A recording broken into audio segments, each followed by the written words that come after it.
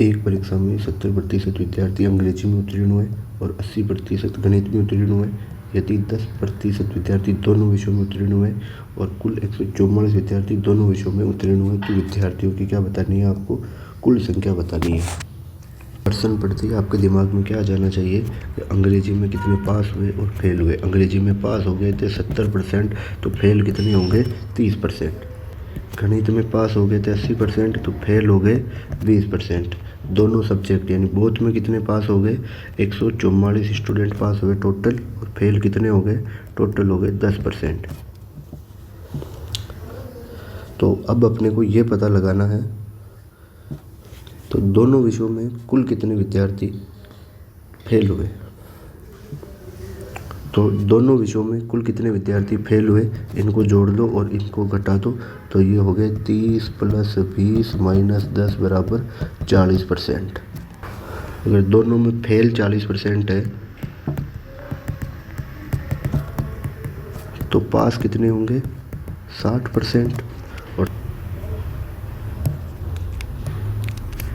तो x गुणा 60/100 बराबर 144। तो ये 100 किधर चल जाएगा उधर, ये 144 और ये हो गया 60। 1 0 से 1 0, 6 का भाग इसमें दिया 2 बार, 2 बज गए। 6 का भाग इसमें दिया 6 चौका 24, और इस 24 को 10 से गुणा किया तो 240। तो ये हो गया हमारा आंसर 240। नेक्स्ट क्वेश्चन की तरफ बढ़ते हैं। अब नेक्स्ट क्वेश्चन है, एक छात्र ने एक संख्या को 5/3 के बजाय 3/5 से गुणा कर दिया, गणना में प्रतिशत त्रुटि ज्ञात कीजिए। इस प्रकार का क्वेश्चन देखते आपके दिमाग में आना चाहिए कि 5 और 3 इन दोनों का एलसीएम क्या होगा। इन दोनों का एलसीएम क्या होता है 15। तो मैं ऐसी संख्या ले लूँगा 15, तो यानी कि 15 को मैं 5/3 से गुणा करता हूँ तो आंसर क्या आएगा। 3 का भाग इसमें दिया 15 में तो 5 बार, 5 को 5 से गुणा किया 25। इसी प्रकार से अब मैं 15 को 5/3 की जगह 3/5 से गुणा करता हूँ तो क्या आंसर आता है। 5 का भाग 15 में दिया कितनी बार 3 बार, 3 को 3 से गुणा किया 9। तो अब इन दोनों में कितना अंतर है, यानी कि कितना अंतर है, तो इन दोनों में अंतर है 16 का। कितने का अंतर है 16 का। तो जो अगर यदि कितने का अंतर है 16 का, जब इन दोनों के बीच में 16 का अंतर है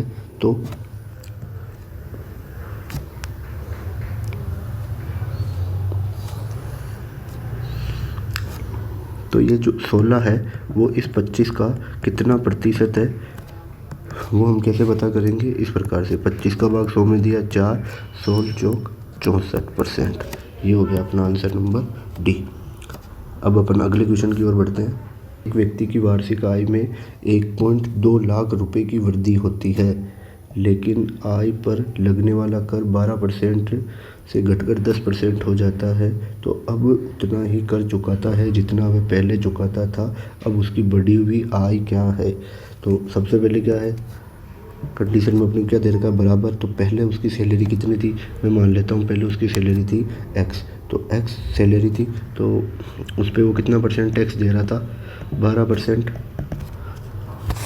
और अब सैलरी कितनी हो गई उसकी x + 1.2 लाख, ठीक है, बटेवा 100। कितना परसेंट टैक्स लग रहा अब उसके ऊपर 10। ये दोनों बराबर है, 100 से 100 कट गया।